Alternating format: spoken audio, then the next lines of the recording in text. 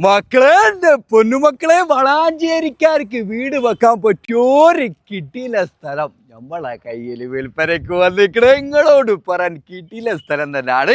ഇതിന്റെ കാര്യങ്ങൾ നിങ്ങൾ കേട്ടിരുന്നോട്ടാ. വളാഞ്ചേരി ടൗണിൽ വെറും 2 കിലോമീറ്റർ പരിധിയിലാണ് സംഭവം കിടക്കുന്നത്. ഇതാണെങ്കിലോ 1 ഏക്കറും 30 സെന്റ് സ്ഥലം മൊത്തമുണ്ട്. പക്ഷേ ഇത് 7 സെന്റ് ആക്കിയിട്ടും 10 സെന്റ് ആക്കിയിട്ടും 12 സെന്റ് ആക്കിയിട്ടും അങ്ങനെയൊക്കെ മുറിച്ചു കൊടുക്കാനൊക്കെ നമ്മളെ മുതലാളി റെഡിയാണ്.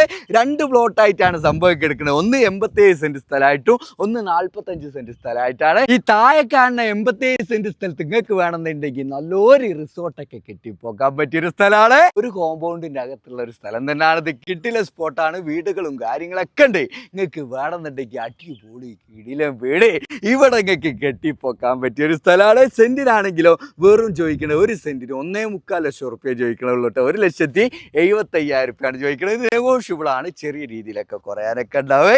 നിങ്ങളോട് പറയാൻ നിസാനും വണ്ടിയും കാറും ലോറും ഒക്കെ വരാൻ പറ്റിയ വഴിയും കാര്യങ്ങളൊക്കെ ഉണ്ട് കേട്ടോ. കറക്റ്റ് ലൊക്കേഷൻ നിങ്ങൾ മനസ്സിലാക്കിക്കൊള്ളിട്ടാ. നമ്മളെ മലപ്പുറം ജില്ലയിൽ വളാഞ്ചേരി ടൗണിൽ 2 കിലോമീറ്റർ പരിധിയിലാണ് സംഭവം കിടക്കുന്നത്. എന്ന് വെച്ചാൽ കാവുംപുറം വട്ടപ്പാറ ആ ഏരിയയിലാട്ടോ സംഭവം കിടക്കുന്നത്. മെയിൻ റോഡിൽ നിന്ന് വെറും 1/2 കിലോമീറ്റർ പരിധിയിലാണ്. നിങ്ങൾ ഡയറക്റ്റ് ഓണറാ നമ്പറിലേക്ക് വിളിച്ചോളി. മൂപ്പര് ചോദിക്കുന്നത് 1,75,000 റുപ്യാണ് സെന്റിന് ചോദിക്കണമെങ്കിലും നെഗോഷ്യബിൾ ആണ്.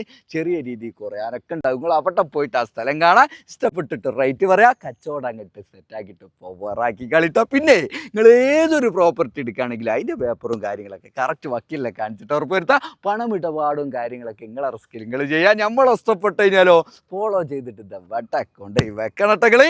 അത് നിങ്ങൾ മറക്കരുത്.